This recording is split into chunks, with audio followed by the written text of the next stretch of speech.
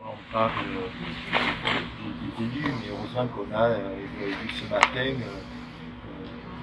une administration qui permet aussi des fonctionnaires qui permettent de réaliser tout ce que vous avez pu voir ce matin. Hein. Alors, on n'a pas pu faire le tour de tous les travaux. Hein. Vous savez, il y a le parking des Crozes aussi qui est en cours. On a inauguré le boulevard des Républicains espagnols. On va avoir des chantiers aussi importants qui vont s'ouvrir dès début 2022, la dépollution de la mobile qui va, je regarde Madame Sand de voir la dépollution de la mobile, et puis aussi le chantier du miniplex de cinéma qui va démarrer aussi en 2022. Donc voilà, tout avance, on suit là aussi le rythme, on est aussi en pleine préparation budgétaire. Et on va aussi avancer le vote du budget pour que les réalisations, je regarde là aussi Madame Sand de voir ce qui nous demande, des services techniques, là aussi pour voter le budget beaucoup plus tôt et pour pouvoir aussi avoir un rythme de réalisation beaucoup plus important.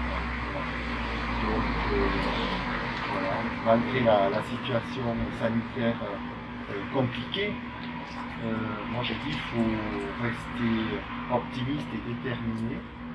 Voilà, il faut aussi que dans cette ville, on puisse aussi réaliser et que la ville aille de l'avant. Hein. On sortira de cette crise sanitaire, mais il faut qu'on continue à rester debout, optimiste et déterminé. Voilà, on était ici, je regarde Caroline Sunet, avec là aussi ville qui vient d'obtenir le label, je te laisserai en parler. Là aussi on prépare la saison avec le toit andal, les tennis aussi, les deux cours qui avancent, des gymnases là aussi, que ce soit Saint-Brieuc, Terre Blanche, le petit gymnase de Terre Blanche. On a une adjointe au sport, n'est-ce pas, très active. Et là aussi on a Jamie Patry avec Caroline Sunet qui suivent aussi les travaux dans l'ensemble des bâtiments de commune. En tout cas, ce que je peux dire, c'est que c'est une rentrée, je vous remercie à toutes et à tous, qui s'annonce bien. Juste peut-être une dernière chose, parce que là aussi, on a eu The Village ce week-end, manifestation organisée par la Tribune et la région Occitanie, et là aussi, sur l'après-dépollution mobile, on prépare déjà. Voilà, donc là aussi, va probablement se nouer un partenariat avec des étudiants de la Sorbonne, là aussi, pour nous aider aussi à réfléchir. Et on discute actuellement d'une résidence universitaire sur la ville, là aussi, qui va nous permettre, là aussi, de pouvoir avancer, en tout cas, pour continuer à être une ville dynamique, ouverte et pleine de projets avant-gardistes sur les questions liées, on l'a vu ce matin sur certains projets, dans la transition écologiste, tout en permettant aussi que la transition démocratique, la logique de participation démocratique puisse se faire. Maintenant, on peut peut-être répondre, peut-être sur le label. Effectivement, la ville a obtenu le label Ville active et sportive qu'on avait déposé avec le directeur des sports en janvier-février dernier. Et on a eu la bonne nouvelle en juin, juste avant de partir un petit peu chacune en congé, de préparer la saison touristique. Ravi d'apprendre qu'il y avait cette cérémonie le 26 août, qui était dans le nord. On n'a pas pu y monter, malheureusement, moi je travaillais. Et on a été surpris et ravis surtout d'apprendre qu'on avait 2 lauriers.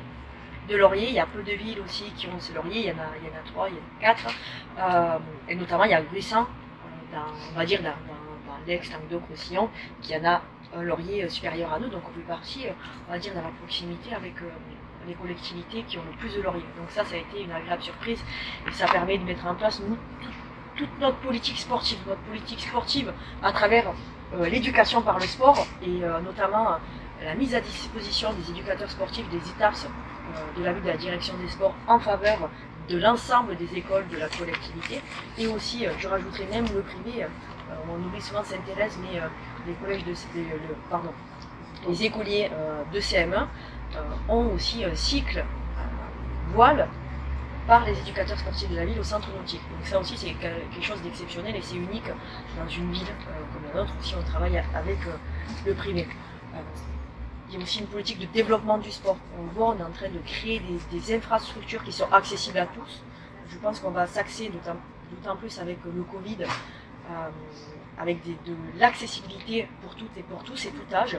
On l'a vu, on a su très fortement s'adapter à la collectivité et mettre en place ce qu'on appelle, nous, les vendredis notamment, vous avez vu Séverine qui était à l'extérieur et qui permettait à l'ensemble des Frontinanais et Frontinanaises de pouvoir pratiquer la pratique sportive, mais aussi de pouvoir le pratiquer, ceux qui avaient un petit peu plus peur, en ligne.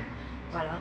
Il y a aussi tout ce qui est lié à nos associations. On leur a permis de pouvoir, dans cette période qui était compliquée, où toutes nos infrastructures ERP, de type X, c'est-à-dire tous nos gymnases étaient fermés, de par la réglementation de l'État.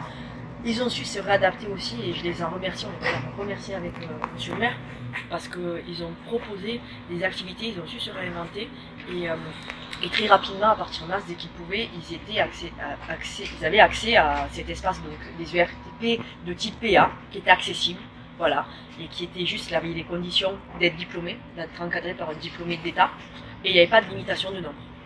Donc ça c'était génial, et nos associations, ça a permis de pouvoir continuer en tout cas cette activité qui a fait tant bien à tous, et notamment dans le lien social. Et puis il y a aussi toute notre offre associative, et à laquelle nous tenons particulièrement, et ça permet de nous dire, nous nous retrouverons dimanche. Alors à la salle de l'air, c'est pas ce qu'on avait espéré, mais lié au pass sanitaire, on se doit, avec les contraintes que nous avons, de rester à la salle de l'air pour notre journée des associations qui aurait dû se faire à la Pérade, et on l'espère dès la saison prochaine, dès l'année prochaine, se fera à la Pérade.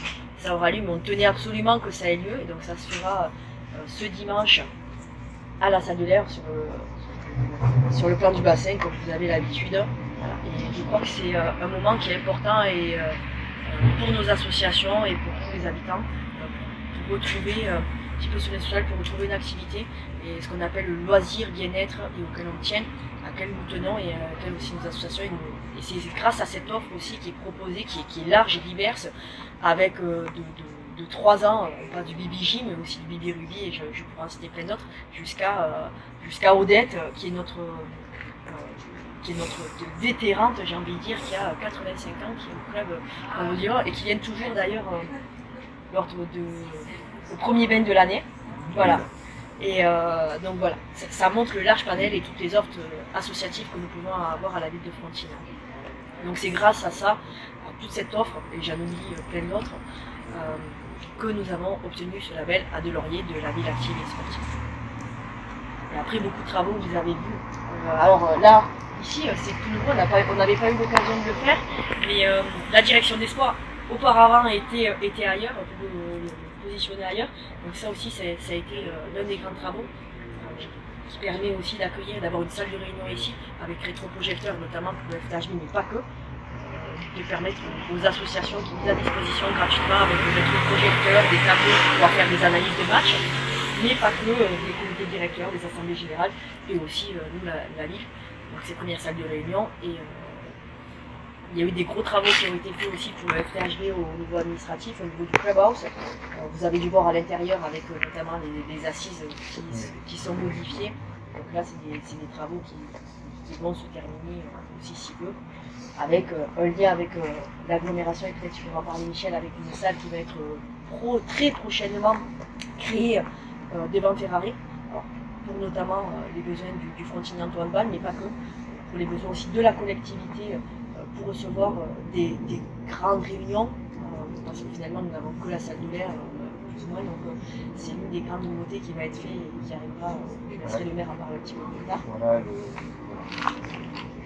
oui, c'est vrai que l'agglomération s'est engagée à accompagner aussi la professionnalisation du handball en tenant à Ferrari aussi une grande salle qui pourra servir certes pour le handball, mais pas que, qui là aussi permettra d'avoir un espace qui peut aussi être